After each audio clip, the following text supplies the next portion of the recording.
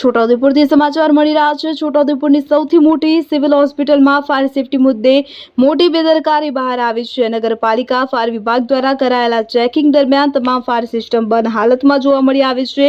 ICU અને સ્ત્રી પ્રસૂતિ વિભાગમાં ફાયર એલાર્મ લાંબા સમયથી મેન્ટેનન્સ વિના છે, તો પ્રસૂતિ વિભાગમાં મૂકેલી ફાયર સેફટી બોટલ એક્સપાયર હાલતમાં મળી આવી છે। તો હોસ્પિટલમાં કોઈ અનિચ્છનીય ઘટના બને તો જવાબદાર કોણ રહેશે તે પ્રશ્ન ઊભો થયો છે। ફાયર વિભાગે હોસ્પિટલને તાત્કાલિક ફાયર સિસ્ટમ કાર્યરત કરવા માટે સૂચના આપી છે।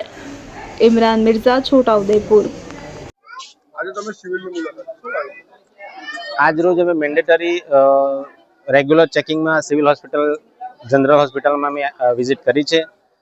તે દરમિયાન આઈસીયુ વિભાગ, સ્ત્રી પ્રસૂતિ વિભાગમાં ફાયર સિસ્ટમની alarm system, fire sprinkler system અને ફાયરની તમામ સિસ્ટમનું અમે ચેકિંગ કર્યું છે। તે દરમિયાન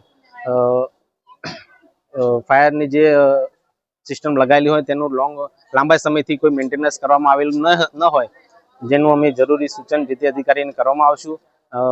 સ્ત્રી પ્રસૂતિ વિભાગમાં અમુક ફાયર એક્સટિંગ્વિશરની બોટલો પણ લીવ થઈ ગયેલી જણાય છે અને ફાયર એક્ઝિટના સાઇનિંગ બોર્ડ પણ કોઈ જગ્યાએ લગાવવામાં આવેલા નથી, જેનું અમે જે તે અધિકારીને જરૂરી સૂચન કરવામાં આવશે અને આ રિપોર્ટ ઉપર ઉપલી કચેરી જમા કરવામાં આવશે। બાદમાં જે પણ નિર્ણય લેવામાં આવશે એ જે તે અધિકારીને જણાવવામાં આવશે।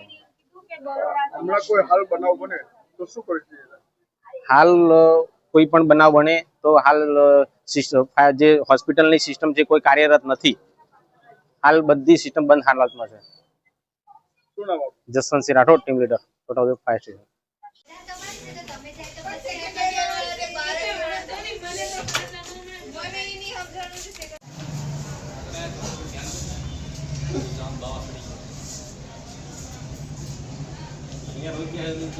सिस्टम बंद पड़ी है, बंद